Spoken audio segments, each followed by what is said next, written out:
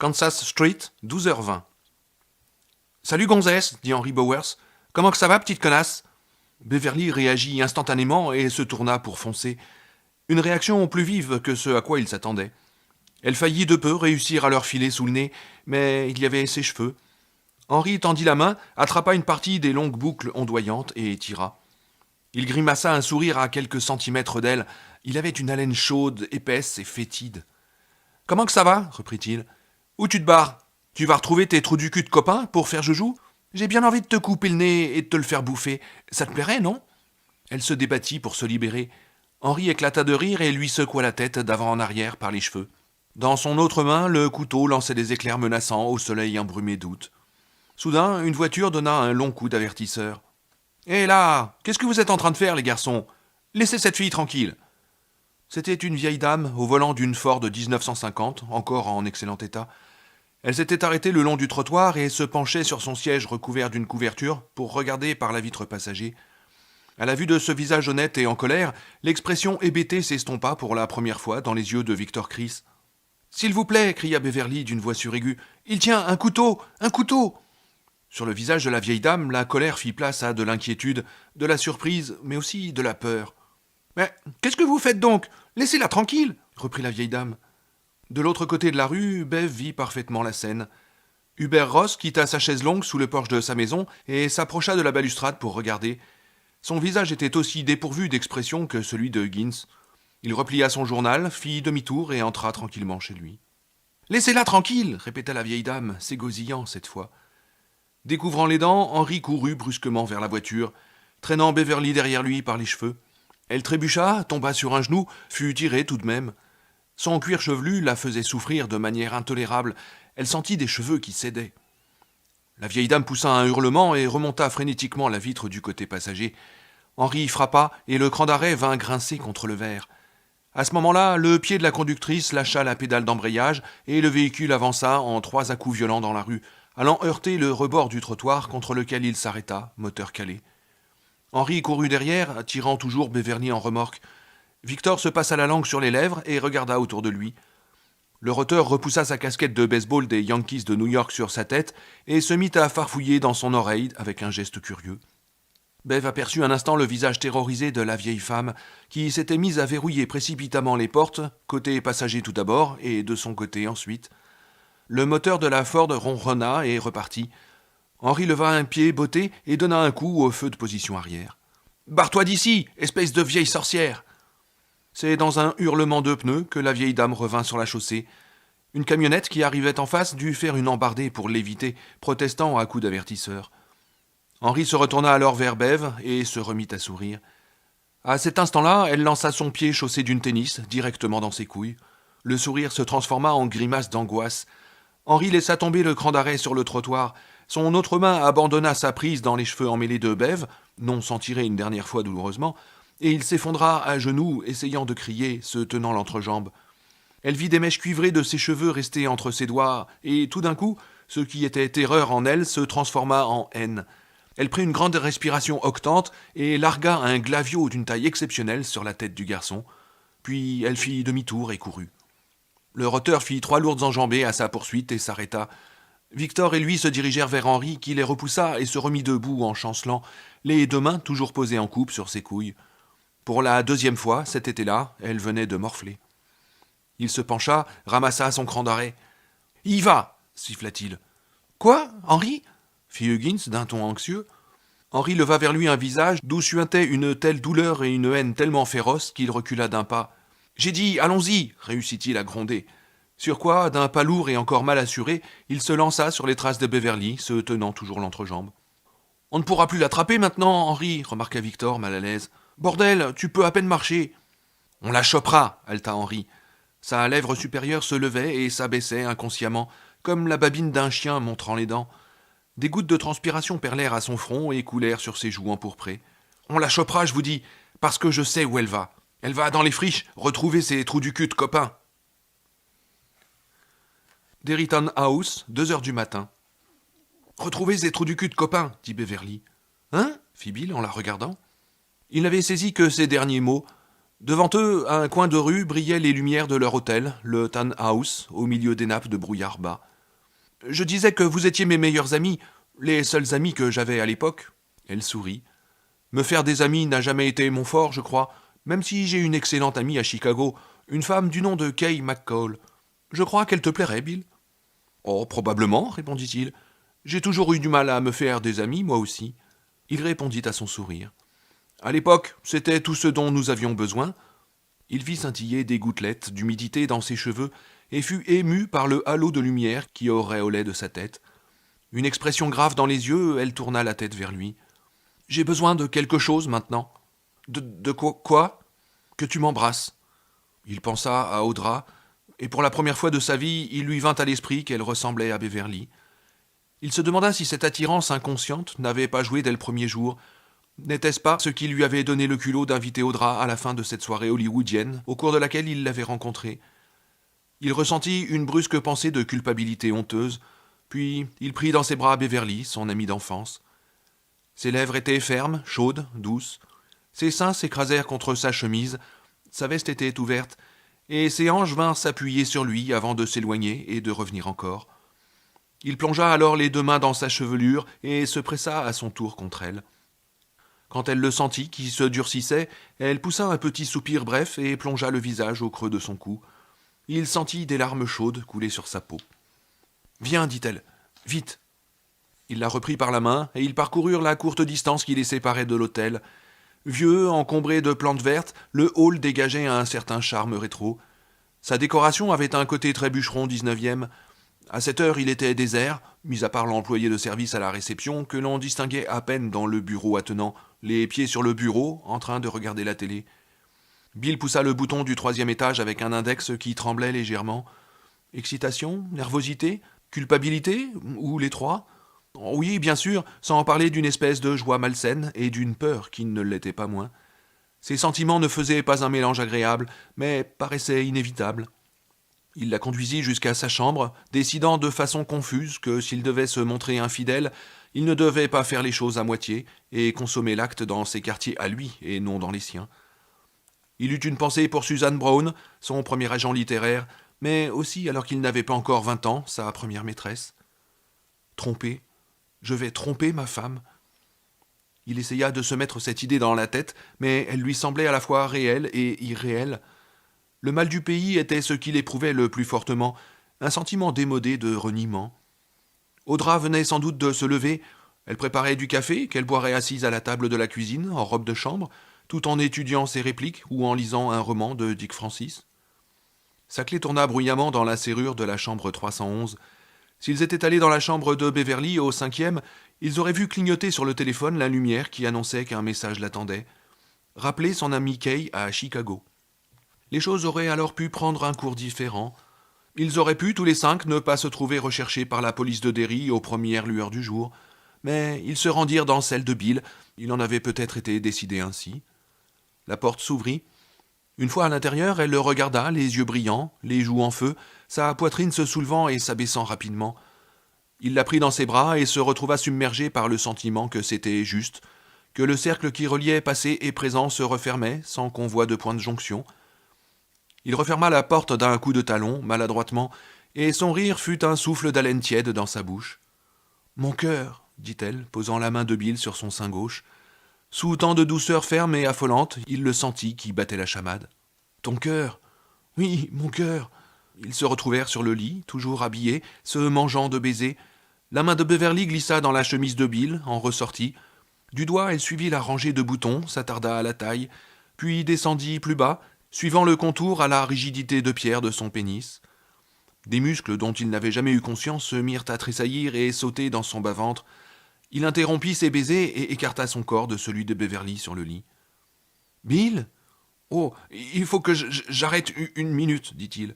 Sans quoi, je vais tout lâcher dans mon pantalon comme un gamin. » Elle rit de nouveau doucement et le regarda. « Ah, c'est ça? Ou bien as-tu des remords? »« Des remords, j'en ai toujours eu. »« Pas moi. Je le hais, » répondit-elle. Il regarda son sourire qui s'éteignait. « Il n'y a que 2 jours que j'ai clairement pris conscience de cela, ajouta-t-elle. Oh, bien sûr, je le savais depuis longtemps, d'une certaine manière. Il me frappait et me faisait mal. Je l'ai épousé parce que mon père s'inquiétait aussi beaucoup pour moi, je suppose. J'avais beau faire tout ce que je pouvais, il s'inquiétait. Et quelque chose me dit qu'il aurait approuvé Tom et que je m'en doutais. Car Tom s'inquiétait aussi pour moi. Il s'inquiétait beaucoup. Et tant que quelqu'un s'inquiétait pour moi, j'étais en sécurité. Plus qu'en sécurité, j'existais. Elle le regarda, solennelle. Les pans de sa blouse s'étaient dégagés de son pantalon et révélaient une bande de peau blanche. Il avait envie de l'embrasser, là. Mais cette existence n'en était pas une, reprit-elle. C'était un cauchemar. Comment quelqu'un pourrait-il désirer vivre cela, Bill? Comment quelqu'un pourrait-il de gaieté de cœur s'enfoncer dans un cauchemar? Je ne vois qu'une raison, répondit Bill. On retourne à ces cauchemars quand on est à la recherche de soi-même. Mais le cauchemar est ici, à Derry, dit-elle. Tom est un nain comparé à cela. Je m'en rends mieux compte maintenant. Je n'ai que mépris pour moi à l'idée d'avoir passé toutes ces années avec lui. Tu n'imagines pas toutes les choses qu'il m'a fait faire et qu'en plus j'étais heureuse de faire, sais-tu, parce qu'il s'inquiétait pour moi.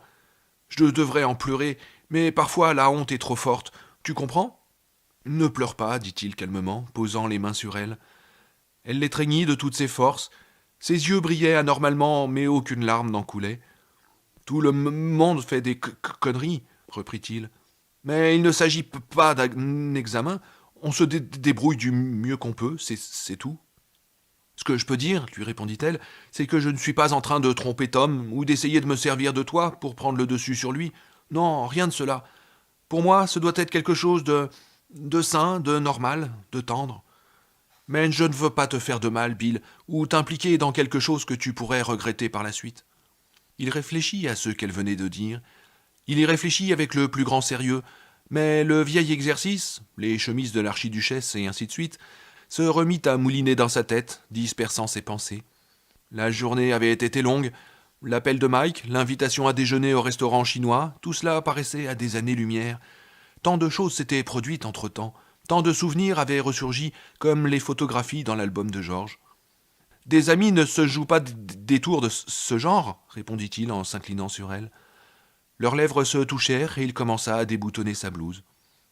Bev passa une main derrière la nuque de Bill pour l'attirer à elle, tandis que l'autre descendait la fermeture éclair de son pantalon. Pendant un instant, il laissa la main sur son estomac, tiède, puis sa culotte disparut dans un souffle. Il poussa du bassin et elle le guida. Comme il la pénétrait, elle arqua doucement le dos à la poussée de son sexe et murmura « Sois mon ami, je t'aime, Bill. » « Je t'aime aussi, dit-il, avec un sourire adressé à son épaule nue. Ils commencèrent lentement et il sentit la sueur couler de ses pores, tandis qu'elle accélérait le rythme sous lui. Son être conscient se trouva aspiré vers le bas, de plus en plus puissamment centré sur le lien physique qui les soudait l'un à l'autre. Dilatés, les pores de Beverly dégageaient à profusion une délicieuse odeur musquée. Elle sentit venir l'orgasme. Elle courut au-devant de lui, elle s'agita sur lui, sans douter un instant de sa jouissance. Son corps se trouva soudain pris d'une sorte de tressaillement violent et parut bondir en l'air, atteignant non pas l'orgasme, mais une plage d'intensité bien en dessus de tout ce qu'elle avait jamais ressenti avec Tom ou les deux amants qu'elle avait eus avant lui. Elle prit conscience qu'elle n'allait pas seulement jouir, mais qu'elle devait se préparer à l'explosion d'un engin nucléaire tactique. Elle eut un peu peur, mais son corps l'emporta de nouveau de son rythme effréné. Elle sentit le corps longiligne de Bill se raidir comme s'il devenait tout entier aussi dur que la partie de lui fichée en elle. À cet instant-là arriva l'orgasme, ou plutôt le début de l'orgasme. Plaisir tellement intense qu'il frisait l'angoisse, angoisse soudain libérée par des écluses dont elle n'avait jamais soupçonné l'existence. Elle le mordit à l'épaule pour étouffer ses cris. « Oh, mon Dieu !» fit simplement Bill. Mais bien qu'elle ne pût en être sûre par la suite, il lui sembla sur le moment qu'il pleurait. Il eut un mouvement de recul et elle crut qu'il allait se retirer d'elle. Elle essaya alors de se préparer à cet instant qui lui donnait toujours un inexplicable sentiment de perte et de vide, quelque chose comme une empreinte de pas, mais au lieu de cela, il s'enfonça de nouveau en elle profondément.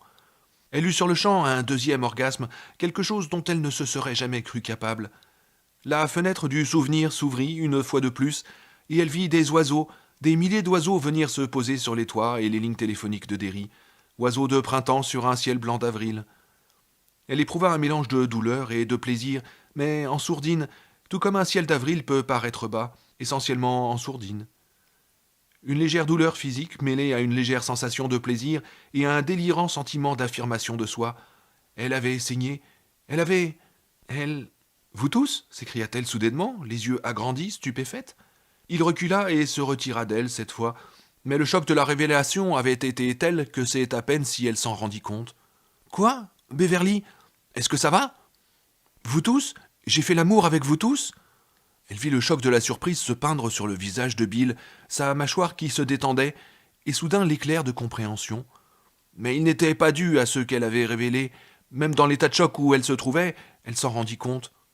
Il venait du rappel de son propre souvenir. Nous, Bill, c'est le seul moyen que tu avais trouvé pour nous sortir de là, dit-il. Ses yeux brillaient avec une telle intensité qu'elle en fut effrayée. Beverly, est-ce que tu comprends? C'est comme cela que tu nous en as tirés, nous tous? Mais nous n'avions... Soudain, lui aussi parut avoir peur, n'être plus sûr de lui. Est-ce que tu te souviens du reste maintenant? Demanda-t-elle. Il secoua lentement la tête. Pas des détails, mais il la regarda et elle vit qu'il était sérieusement effrayé. Mais cela se résume à une chose. Nous avons trouvé la sortie en la désirant. Et je ne suis pas sûr, Beverly, je ne suis pas sûr que des adultes puissent y arriver. Elle le regarda sans rien dire pendant un long moment, puis elle s'assit sur le bord du lit sans avoir conscience de ce qu'elle faisait. Elle avait un corps tout de douceur, délicieux, et c'est à peine si l'on distinguait dans la pénombre les saillies de sa colonne vertébrale quand elle se pencha pour enlever les mi-bas de nylon qu'elle n'avait pas encore retirés. Ses cheveux étaient une lourde torsade fauve sur son épaule. Il se dit qu'il la désirerait encore avant le matin, en ressentit de nouveau de la culpabilité. Celle-ci n'était atténuée que par l'idée rassurante et honteuse qu'un océan la séparait d'Audra. Mais une autre pièce dans le jukebox, histoire de jouer l'air, ce qu'elle ignore ne peut lui faire de mal. Mais ça fait tout de même mal quelque part, dans les intervalles d'espace qui existent entre les gens, peut-être. Beverly se leva et ouvrit le lit. « Viens te coucher, nous avons autant besoin de dormir l'un que l'autre. » D'accord. Rien n'était plus vrai. Plus que tout, il voulait dormir, mais pas tout seul, pas cette nuit. Déjà le choc éprouvé s'estompait, trop vite peut-être, mais il se sentait tellement fatigué, tellement à bout de force. La réalité des secondes qui s'écoulaient avait la qualité d'un rêve, et en dépit de sa culpabilité, il sentait qu'il se trouvait en lieu sûr. Il serait possible de dormir quelques heures ici, de dormir dans ses bras. Il voulait sa chaleur et sa tendresse, l'une et l'autre des choses sexuellement explosives, mais au point où il en était, cela ne pouvait plus leur faire de mal. Il se débarrassa de ses chaussettes et de sa chemise et se coula près d'elle dans le lit. Elle se pressa contre lui, ses seins étaient tièdes, ses longues jambes fraîches. Bill l'étreignit, conscient des différences. Plus grande qu'Audra, son corps était plus plein à la hauteur de la poitrine et des hanches, mais aussi agréable à étreindre. « C'est Ben qui devrait être avec toi, songea Bill, somnolent. Il me semble que c'est ainsi que les choses auraient dû se passer, en fait. Pourquoi n'est-ce pas Ben? Parce qu'à l'époque, c'est toi, et que c'est encore toi maintenant, c'est tout. Parce que ce qui s'est produit se répète, comme l'a dit Bob Dylan, je crois, ou peut-être bien Ronald Reagan. Moi maintenant, parce que Ben est celui qui ramènera la dame à la maison. » Beverly se tortilla contre lui, non point pour l'exciter, même si, tandis qu'elle dérivait vers le sommeil, elle sentit une érection le gagner, mais pour mieux profiter de sa chaleur. Elle dormait elle-même à moitié. Son bonheur d'être près de lui après tant d'années était réel. L'arrière-goût d'amertume de ce bonheur le lui disait. Il y aurait cette nuit et peut-être encore quelques heures demain matin. Puis il descendrait dans les égouts comme il l'avait fait autrefois, et il trouverait ça. Le cercle se refermerait, plus serré que jamais, et leur existence actuelle se confondrait en douceur avec leur propre enfance. Ils deviendraient comme des créatures prises sur une démentielle bande de Mobius. Ou bien ils mourraient en bas. Elle se retourna. Il passa un bras sous elle, et sa main vint se refermer délicatement sur l'un de ses seins. Nul besoin de rester éveillé et tendu à se demander si la caresse n'allait pas se changer en un brutal pincement. Après le sommeil qui la gagnait, ses pensées s'éparpillèrent. Comme toujours, elle entrevit des motifs éclatants de fleurs sauvages au passage, des quantités et des quantités de fleurs s'agitant multicolores sous un ciel bleu.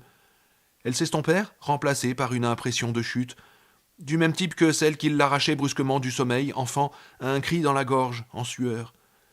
Les rêves de chute sont courants chez les enfants, avait-elle lu dans un manuel de psychologie. Mais elle ne se réveilla pas en sursaut cette fois-ci. Elle baignait dans la chaleur et le poids réconfortant de Bill, Elle sentait sa main englobant son sein. Elle pensa que si elle tombait, au moins ne tomberait-elle pas seule. Puis elle toucha le fond. Elle courait. Ce rêve, quel qu'il fût, changeait vite. Elle courut derrière lui à la poursuite du sommeil, du silence, peut-être simplement du temps. Les années se mirent à défiler plus rapidement, puis à courir. Si l'on tenait à faire demi-tour et à courir après sa propre enfance, on avait intérêt à se défoncer. 29 ans, l'âge où elle s'était décoloré les mèches. Plus vite, 22, celui où elle était tombée amoureuse d'un joueur de football du don de Greg Mallory, qui n'avait pas été loin de la violer après un banquet d'équipe. Plus vite, 16. Elle s'enivre avec 2 de ses copines au point de vue panoramique de Bluebird Hill, qui domine Portland. 14, 12, plus vite. Elle courut dans le sommeil, rattrapant ses 12 ans, franchissant la barrière de la mémoire que ça avait dressée dans la tête de chacun d'eux. Elle avait un goût de brouillard froid dans les poumons haletants de son rêve, remontant jusqu'à sa 11e année, courant à un train d'enfer, courant pour battre le diable, regardant maintenant derrière elle, regardant par-dessus son épaule pour voir si elle était suivie tandis qu'elle fonçait dans les broussailles du talus. Les friches, 12h40. Rien, en tout cas pour l'instant. Elle ne l'avait vraiment pas raté, comme disait parfois son père, et le seul fait de penser à lui la submergea d'une nouvelle vague de culpabilité et de découragement. Elle regarda sous le pont branlant, dans l'espoir d'y voir Silver, mais il n'y avait pas trace de la bicyclette. En dehors de leur cage de jouets, des revolvers qu'ils ne se souciaient pas de ramener chez eux, il n'y avait rien. Elle s'engagea sur le sentier, jeta un coup d'œil derrière elle, et ils étaient là, Huggins et Victor, soutenant Henry entre eux, debout au bord du haut talus comme des sentinelles indiennes dans un western de Randolph Scott. Henry était affreusement pâle. Il la montra du doigt. Victor et le roteur l'aidèrent à entamer la descente. De la terre et des graviers roulaient sous leurs pieds. Beverly les regarda longuement, comme hypnotisée. Puis elle fit demi-tour, bondit dans le ruisseau qui coulait en dessous du pont, ignorant les pas de pierre disposés par Ben, ses chaussures de sport faisant jaillir des gerbes plates d'eau. Elle courut le long du sentier, la respiration lui brûlant la gorge. Les muscles de ses jambes tremblaient. Elle n'avait plus guère qu'une seule ressource maintenant, le club souterrain. Si elle avait le temps d'y arriver, peut-être y serait-elle en sécurité. Les branches qui s'avançaient sur le sentier la fouettaient et lui mettaient encore plus de feu aux joues. L'une d'elles l'atteignit à l'œil et la fit pleurer. Elle coupa sur sa droite, fonça dans le fouillis des taillis et fit irruption dans la clairière. La trappe et la petite fenêtre étaient ouvertes, un air de rock'n'roll en sortait. Au bruit qu'elle fit en arrivant, la tête de Ben Ascombe émergea. Il tenait une boîte de Junior Mints d'une main, une bande dessinée de l'autre. Il resta tout d'abord bouche bée en voyant Bev. En d'autres circonstances, elle aurait trouvé son expression irrésistiblement comique. « Nom de Dieu, Bev, mais qu'est-ce que… » Elle ne se soucia même pas de lui répondre. Derrière elle, et pas tellement loin, elle entendait un bruit de branches cassées et agitées. Il y eut un juron étouffé, comme si Henry retrouvait sa vitalité. Elle se précipita donc par la trappe, ses cheveux, dans lesquels feuilles et branchettes se mêlaient maintenant à la gadoue qu'ils avaient ramassée sous la benne à ordures, volant derrière elle. Ben la vit débouler comme le premier régiment de parachutistes, et sa tête disparut aussi vite qu'elle avait jailli du sol. Beverly sauta, et il la rattrapa maladroitement. « Ferme tout, dit-elle, haletante. Dépêche-toi, pour l'amour du ciel, ils arrivent. »« Mais qui ?»« Henry et ses copains. Henry est devenu fou, il a un couteau. » Ben n'en demanda pas davantage. Il laissa tomber Bonbon, bande dessinée, ferma la trappe avec un grognement. Les mottes herbeuses qui la recouvraient tenaient encore remarquablement bien. Beverly se mit sur la pointe des pieds et referma la petite fenêtre. Ils se retrouvèrent plongés dans l'obscurité. Elle chercha Ben à tâtons, le trouva et l'étreignit, paniqué de toutes ses forces. Au bout d'un instant, il lui rendit son étreinte. Ils étaient tous deux à genoux. Soudain, avec horreur, Beverly prit conscience du transistor qui continuait à jouer quelque part dans le noir. Little Richard chantait les filles qui ne peuvent rien y faire. « Ben, la radio, ils vont l'entendre !»« Oh, bon Dieu !» fit-il. Il la bouscula de sa hanche bien enrobée. Bev entendit l'appareil tomber au sol pendant qu'elle reprenait l'équilibre. « Les filles ne peuvent rien y faire si les types s'arrêtent pour les regarder », proclamait Little Richard avec son enthousiasme enroué habituel. « Rien y faire », ajoutaient les choristes. « Les filles ne peuvent rien y faire. » Bev haletait maintenant, une vraie machine à vapeur. Soudain, il y eut un bruit d'écrasement et le silence. « Eh merde !» maugréa Ben. « Je l'ai démoli. Richie va piquer sa crise. » Il tendit la main vers elle, dans l'obscurité. Il atteignit l'un de ses seins et la retira aussi vivement que s'il venait de se brûler. Ce fut au tour de Bev de tâtonner à sa recherche. Elle l'attrapa par la chemise et l'attira à elle. Beverly, qu'est-ce que... Chut, fit-elle. Et ils se tut. Ils restèrent assis, se tenant dans les bras l'un de l'autre, regardant en l'air. L'obscurité n'était pas totale. Une étroite bande de lumière passait par l'un des côtés de la trappe et 3 lignes fines délimitaient la petite fenêtre.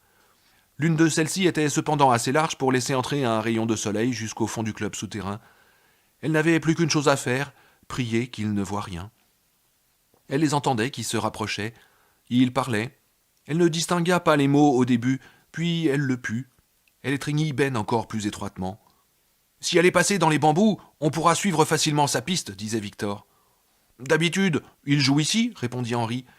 Sa voix sortait difficilement. Les mots étaient entrecoupés comme s'ils exigeaient de grands efforts pour passer. C'est ce que m'a dit Booger Staliendo. Et le jour de la bataille de Cailloux, il venait d'ici. Ouais, il joue au cow-boy ou des trucs comme ça, dit le rotter. Soudain, il y eut un bruit de pas juste au-dessus de leur tête. Le couvercle camouflé de mottes de terre oscilla de haut en bas, et de la terre tomba sur le visage de Beverly. Ils étaient au moins 2 sur le toit du club, sinon tous les 3. Un point de côté lui vrilla brutalement le ventre. Elle dut se mordre la lèvre pour retenir un cri. Ben passa une main derrière la nuque de Beverly et lui enfonça le visage contre son bras. « Ils ont une planque, disait Henri. C'est ce que Boogers m'a dit. Une cabane dans les arbres ou un truc comme ça. Ils l'appellent le club. »« Hein, on va te les déplanquer s'ils sont planqués, déclara Victor, ce qui provoqua la bruyante hilarité de Huggins. Boum, boum, boum sur leur tête. Le lourd couvercle bougea un peu plus cette fois. Ils allaient certainement s'en rendre compte. Un sol normal n'avait pas cette élasticité. « Allons voir à la rivière, dit Henri. Je parie que c'est par là. »« D'accord, dit Victor. Boum, boum. Ils partaient. À travers ses dents serrées, Bev laissa passer un minuscule soupir de soulagement. Et c'est alors que Henri ajouta « Tu restes ici pour garder le chemin, Rotter. »« D'accord, répondit le garçon, qui se mit à faire les 100 pas, passant et repassant sur le toit du club. De la terre en tombait. Les yeux maintenant habitués à la pénombre, Ben et Bev se regardaient, le visage tendu, sous la crasse dans le cas de Bev. Bev se rendit compte qu'il y avait une autre odeur que celle tenace de la fumée dans le réduit, une puanteur de sueur et d'ordure. « C'est moi, pensa-t-elle, déconfite. En dépit de cela, elle n'en continua pas moins à étreindre Ben. Sa masse imposante devenait soudain accueillante, rassurante, et elle était ravie d'avoir un tel volume à serrer dans ses bras. Sans doute n'était-il qu'un bon gros garçon apeuré au début des vacances, mais ce n'était plus le cas maintenant. Comme tous les autres, il avait changé. Si jamais Huggins les découvrait là, il risquait d'avoir une mauvaise surprise. « On va te les déplanquer s'ils sont planqués, dit le rotter tout haut avec un petit rire. Un petit rire grave, avec quelque chose de méchant dans la voix. Les déplanquer s'ils sont planqués. Elle est bien bonne, vraiment bien bonne. Elle se rendit compte que le buste de Ben se soulevait en petits mouvements brefs et secs. Il aspirait l'air et le relâchait en petites bouffées. Pendant un instant, elle craignit de le voir se mettre à pleurer, puis, l'examinant mieux, elle s'aperçut qu'en fait, il luttait contre le fou rire. Les yeux pleins de larmes de Ben rencontrèrent ceux de Bev, roulèrent follement et se détournèrent. Dans la pénombre de l'abri, elle se rendit compte qu'il était écarlate à force de se retenir. « Les déplanquer s'ils sont planqués, marmonna Huggins, en s'asseyant en plein milieu du toit, qui cette fois-ci trembla de façon alarmante. Bev distingua un craquement, léger mais peu rassurant, en provenance d'un des supports. Le couvercle du club avait été conçu pour supporter le poids des mottes de terre de camouflage, mais pas les 70 kilos du rotter qui venait de s'y ajouter. S'il ne sort pas de là, il va atterrir sur nos genoux, songea Bev, que gagnait le fou rire de Ben. Fou rire qui tentait des sorties bouillonnantes et que trahissait des braiements contenus. Elle s'imagina soudain en train de soulever le fenestron, juste assez pour passer une main afin de pincer les fesses du rotter, assis dans la brume de l'après-midi à grommeler et ricaner tout seul. Elle enfonça son visage contre l'épaule de Ben dans un ultime effort pour retenir la marée montante de son hilarité. « Chut !» souffla Ben. « Pour l'amour du ciel, Bev !» Crac ! Plus fort cette fois. « Ça va tenir ?» murmura-t-elle à son tour. « Ça devrait, s'il ne pète pas, » répondit Ben. L'instant suivant, le rotter en lâchait justement un.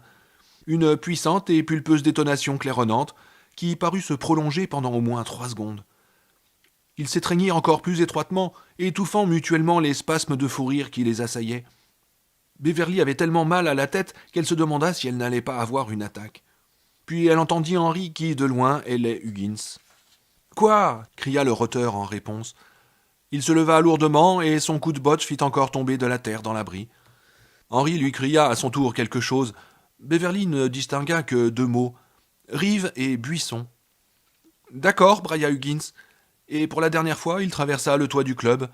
Il y eut un ultime craquement, bien plus fort cette fois-ci, et un éclat de bois vint atterrir sur les genoux de Bev. Stupéfaite, elle le ramassa. 5 minutes de plus, fit Ben toujours à voix basse, et tout s'effondrait. T'as entendu ça quand il a pété lui demanda-t-elle. Ouais, on aurait cru le début de la Troisième Guerre mondiale, répondit Ben. Tous deux se mirent à rire. Ce fut un soulagement de pouvoir se laisser aller, et ils s'esclaffèrent furieusement, s'efforçant de ne pas faire trop de bruit. Finalement, sans même savoir ce qu'elle allait dire, Beverly déclara « Merci pour le poème, Ben ». Ben s'arrêta instantanément de rire et la regarda, l'air grave, prudent. Il prit un mouchoir dans sa poche revolver et s'essuya lentement le visage. « Le poème ?»« Oui, le haïku. Le haïku sur la carte postale. C'est bien toi qui me l'as envoyé. » Non, répondit Ben. Je ne t'ai pas envoyé de haïku, parce que si un type comme moi, un gros plein de soupe comme moi, faisait un truc comme ça, la fille se moquerait probablement de lui. Mais je ne me suis pas moqué, Ben, et je l'ai trouvé très beau. Mais non, je suis incapable d'écrire quelque chose de beau. Bill peut-être, mais pas moi. Bill deviendra écrivain, admit-elle, mais il n'écrira jamais quelque chose d'aussi beau que ça. Est-ce que tu peux me prêter ton mouchoir ? Il le lui tendit, et elle se mit à se nettoyer la figure du mieux qu'elle put. Et comment as-tu deviné que c'était moi ? Finit-il par demander. Bah, je ne sais pas, comme ça. Ben déglutit de façon convulsive et se mit à examiner ses mains. Je ne voulais rien te dire de spécial, par là. Elle le regarda à l'air grave. Ne viens pas me raconter un truc pareil, dit-elle. Sinon, tu vas vraiment me gâcher la journée, et je peux te dire qu'elle l'est déjà sérieusement gâchée. Il continua d'étudier ses doigts et finit par parler d'une voix presque inaudible.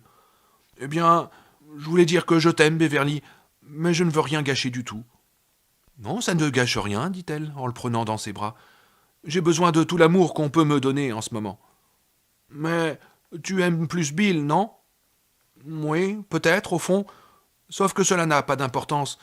Ça en aurait peut-être un peu plus si nous étions adultes, mais c'est vous tous que j'aime mieux.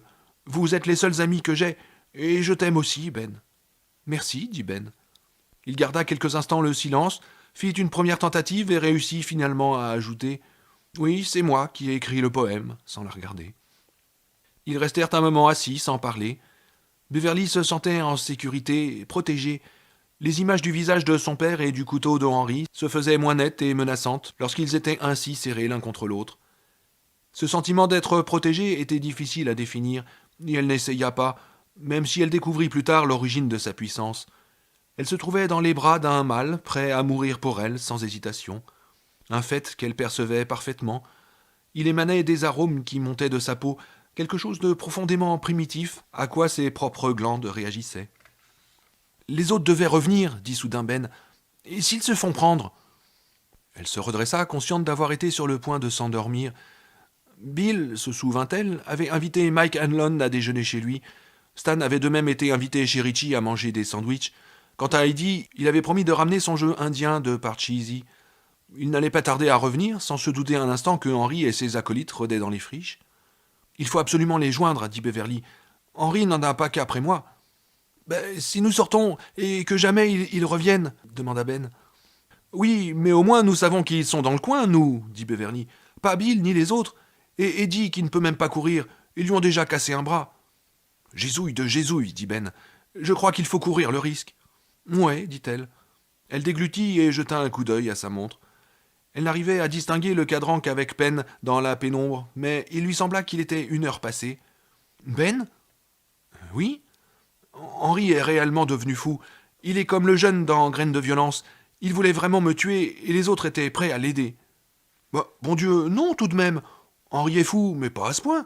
Il est juste... »« Juste quoi ?»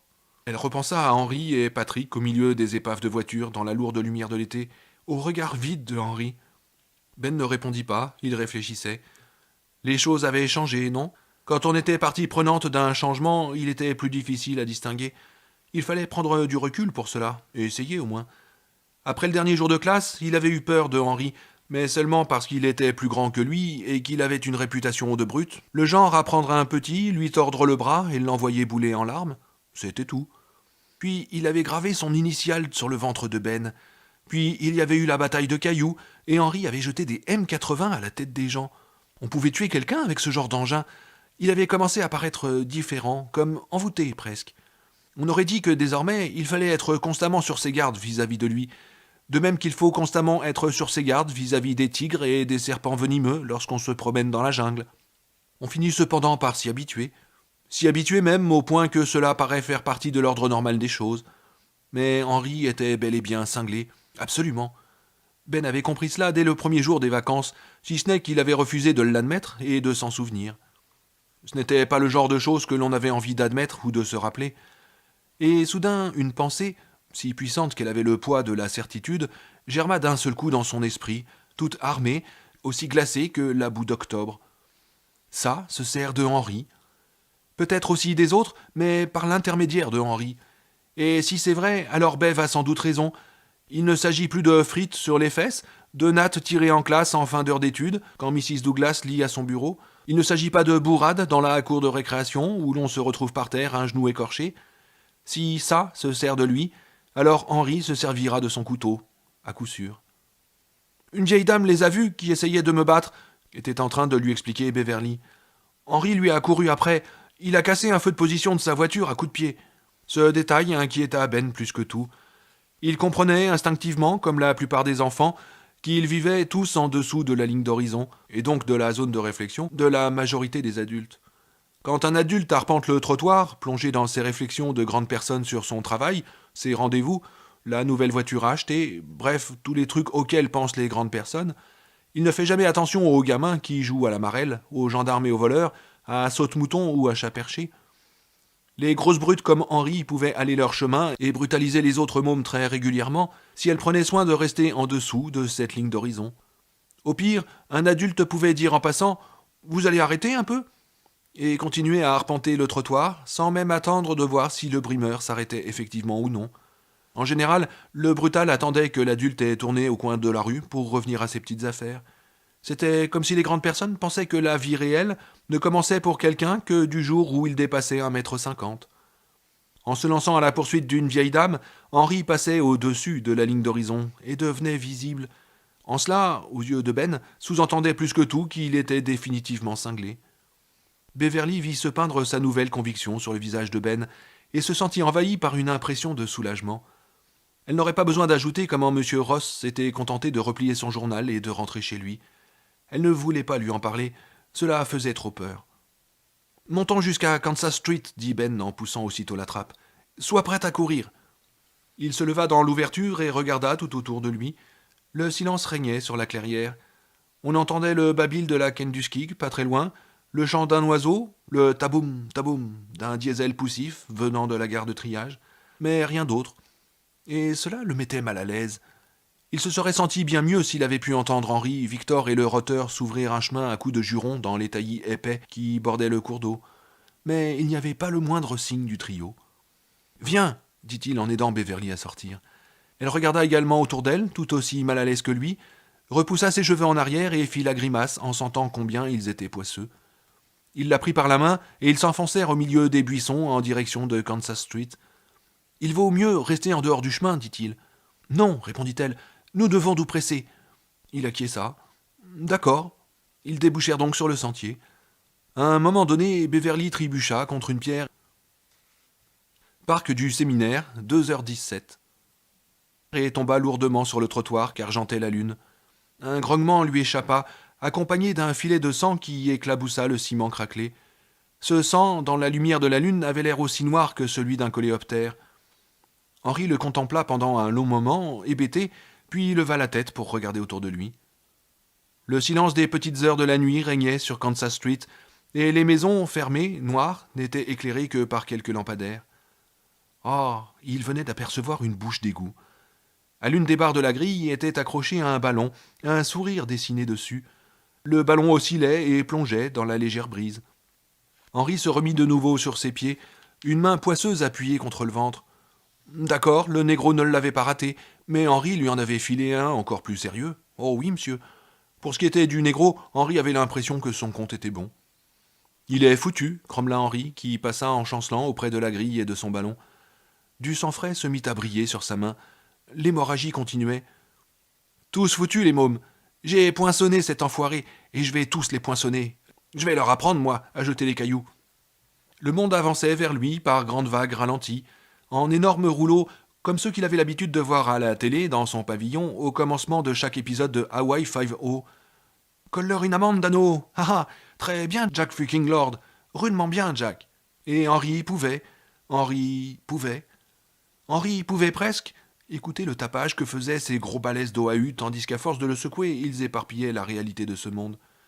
Secouer, secouer, secouer. Pipeline, Pipeline. Tu te souviens de Pipeline? Il était rudement bien, Pipeline. Wipeout. Rire de cinglé au début. On aurait dit Patrick Hockstetter. Foutu pédé. Il s'est fait avoir lui aussi. Et pour ce que j'en sais, c'était encore foutrement mieux que bien. C'était du simplement sensationnel. Aussi sensationnel que... D'accord, Pipeline, fonce. C'est pas le moment de rester en arrière. Attrape la vague, mon garçon. Attrape. Fonce, fonce, fonce. Attrape une vague et surfe sur le trottoir avec moi.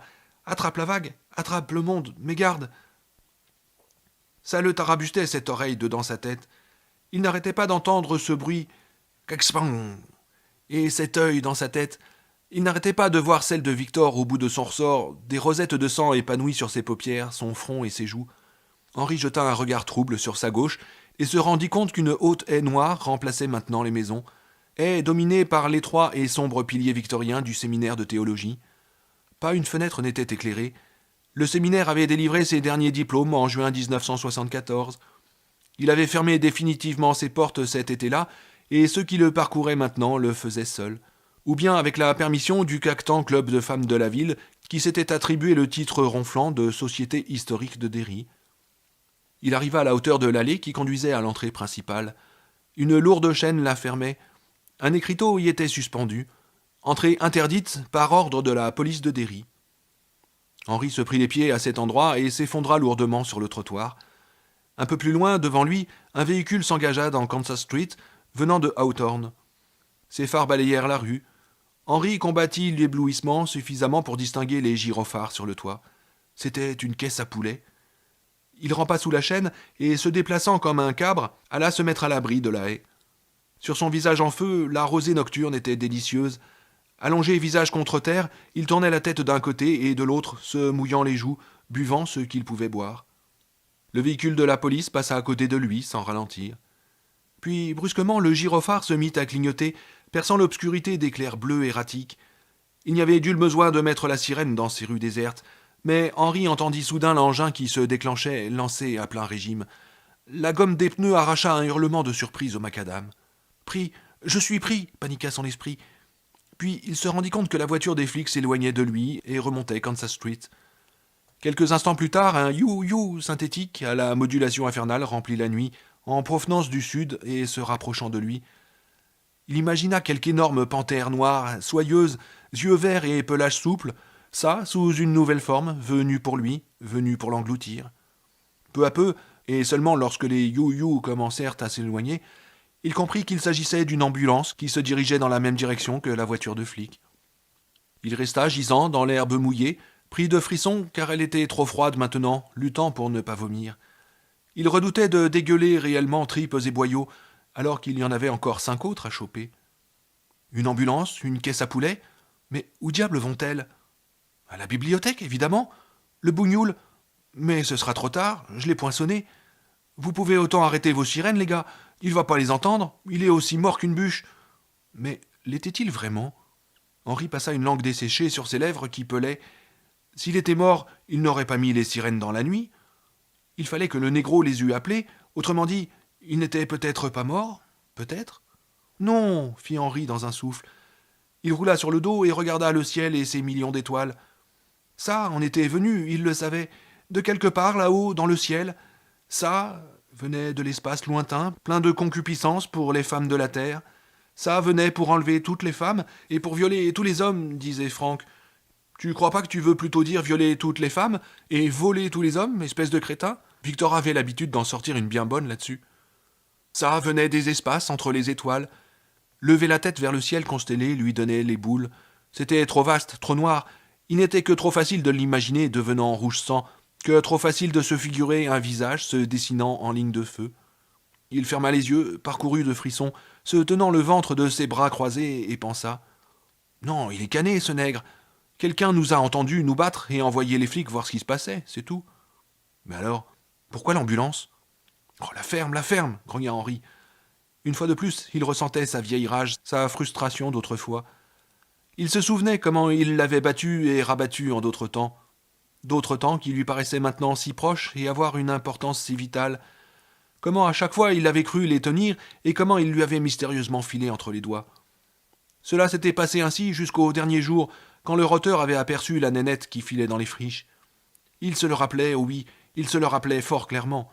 Quand on reçoit un coup de pied dans les couilles, on ne l'oublie pas comme ça. Un été à coup de pied dans les couilles qu'il avait vécu, oh oui. Il lui fallut déployer de pénibles efforts pour se mettre en position assise. Il grimaça à l'impression de coups de poignard dans le ventre qu'il ressentit. Victor et le roteur l'avaient aidé à descendre dans les friches. Il avait marché aussi vite qu'il avait pu, en dépit de l'insupportable douleur qui lui tirait l'aine et le bas-ventre. Le moment était venu d'en finir. Ils avaient suivi le chemin jusqu'à une clairière d'où partaient 5 ou 6 autres sentiers, comme les fils d'une toile d'araignée. Oui, des gamins avaient joué dans le secteur. Pas besoin d'être Sherlock Holmes pour s'en rendre compte. Il y avait des emballages de confiserie un peu partout, et quelques bouts de planches et de la sciure de bois, comme si on avait construit quelque chose par là. Il se souvint d'être resté au milieu de la clairière et d'avoir parcouru les arbres des yeux à la recherche de leur cabane de morpions dans les branches. Dès qu'il l'aurait repérée, il monterait à l'arbre, trouverait la fille qui s'y cachait et lui couperait la gorge et plotterait ses nichons, tranquille comme Baptiste, jusqu'à ce qu'elle arrête de bouger.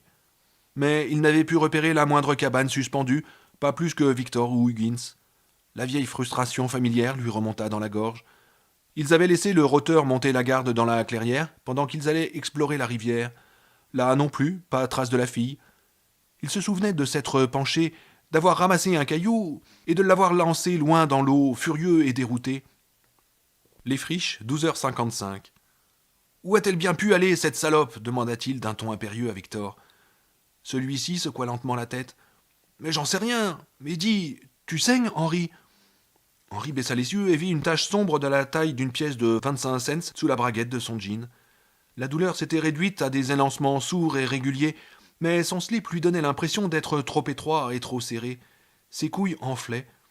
Il sentit de nouveau en lui cette colère, une colère comme une corde hérissée de nœuds entortillés autour de son cœur. C'était elle qui lui avait fait cela. « Où est-elle » siffla-t-il. « Mais je sais pas » répéta Victor du même ton de voix morne.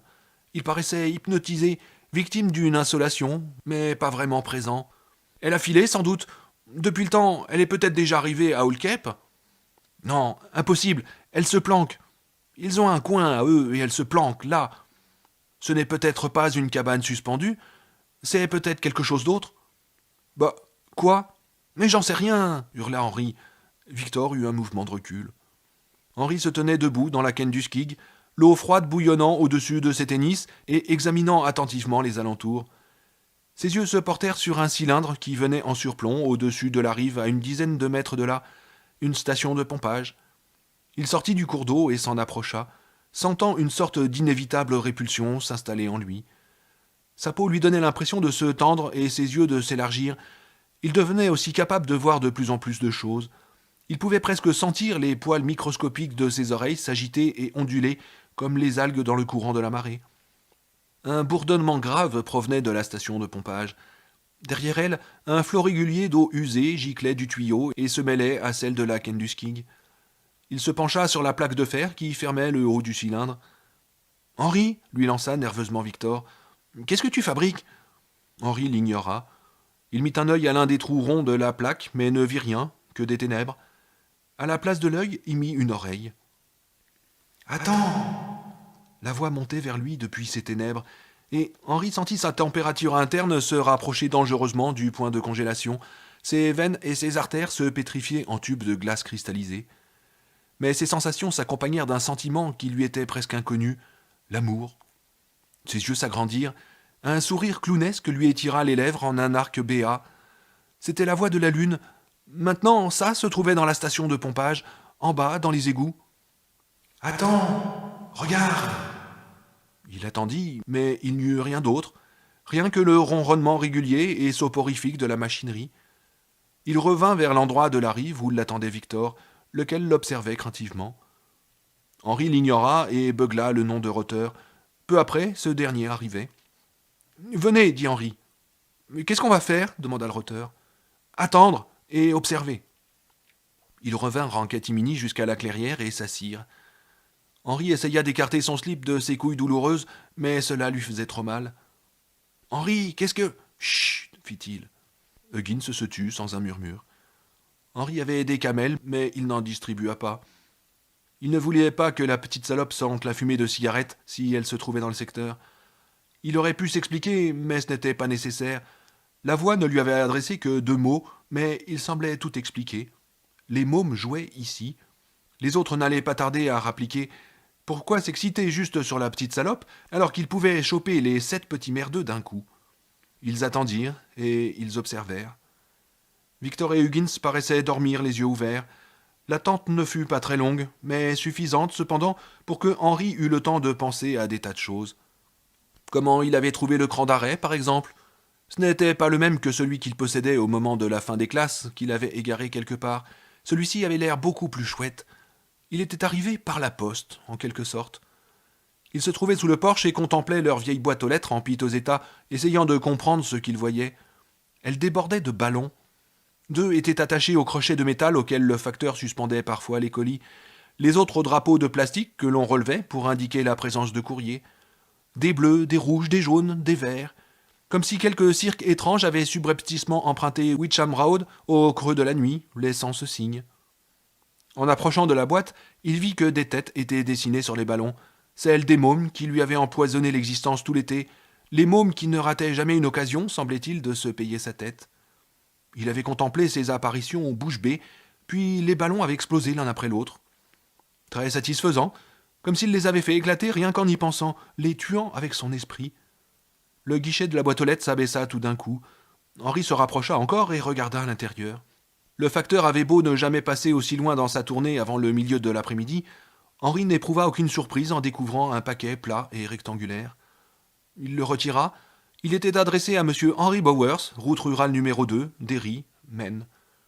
Il y avait même quelque chose comme une adresse d'expéditeur. M. Robert Gray, Derry, Maine.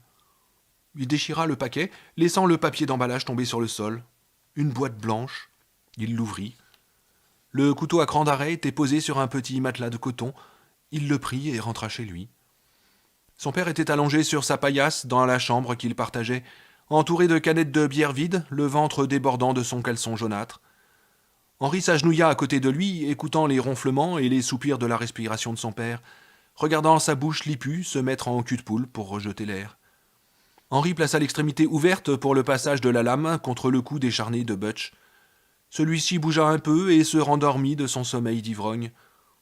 Henri resta au moins 5 minutes ainsi, le regard pensif, perdu au loin, tandis que du gras du pouce, il caressait le bouton d'argent serti dans la garde du cran d'arrêt.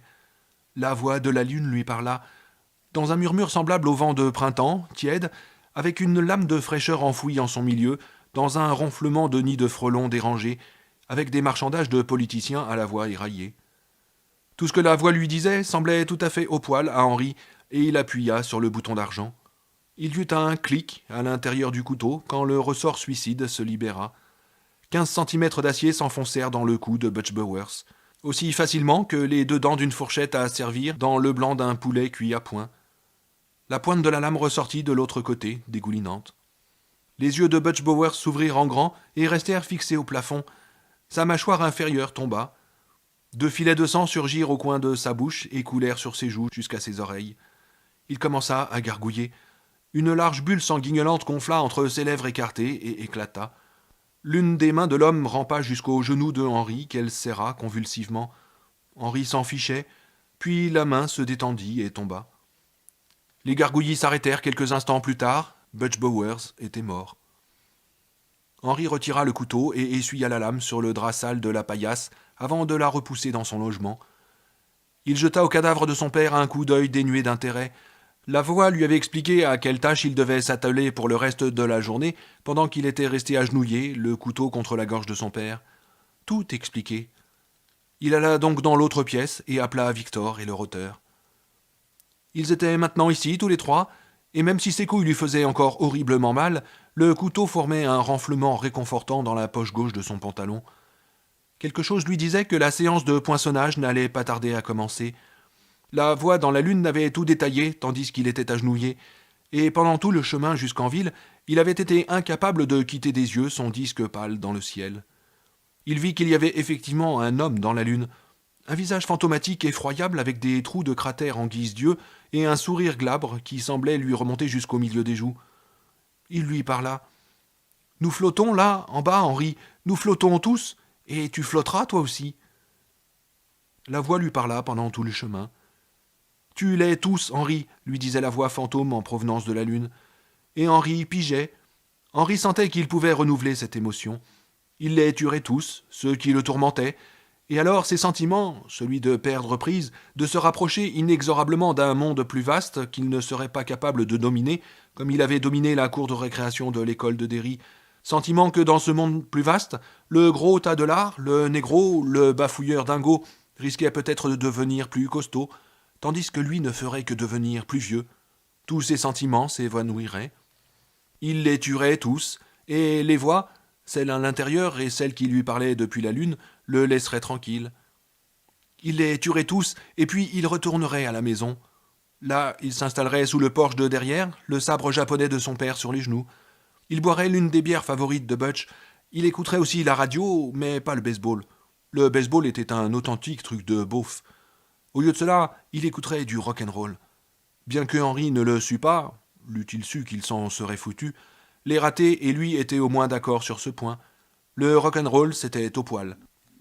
Tout irait alors comme sur des roulettes, tout serait au poil, parfaitement au poil, et peu importait ce qui arriverait ensuite. La voix prendrait soin de lui, cela il le sentait. Si l'on s'occupait de ça, ça s'occupait de vous. Il en avait toujours été ainsi à Derry. Mais il fallait arrêter les gosses, les arrêter sans tarder, les arrêter aujourd'hui même. C'était ce que disait la voix.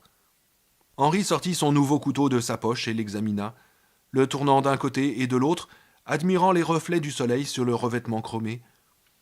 Quand soudain Huggins le prit par le bras et lui dit « Regarde-moi ça, Henri, j'ai zouille de nouilles, regarde-moi ça !» Henri regarda et la lumière limpide de la compréhension l'envahit. Un carré du sol de la clairière était en train de s'ouvrir par magie, révélant un fragment de ténèbres allant s'agrandissant.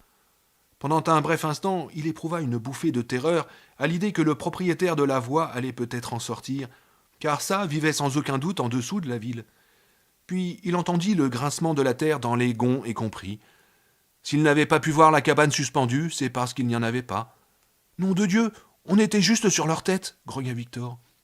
Et comme la tête et les épaules de Ben apparaissaient dans l'écoutille carrée au centre de la clairière, il fit mine de charger. Mais Henri l'attrapa et le retint. « On va pas les choper, Henri ?» demanda Victor, alors que Henri se levait à son tour. « Si, on va les choper. » Henri avait répondu sans quitter le gros lard des yeux. Encore un qui lui avait tapé dans les couilles.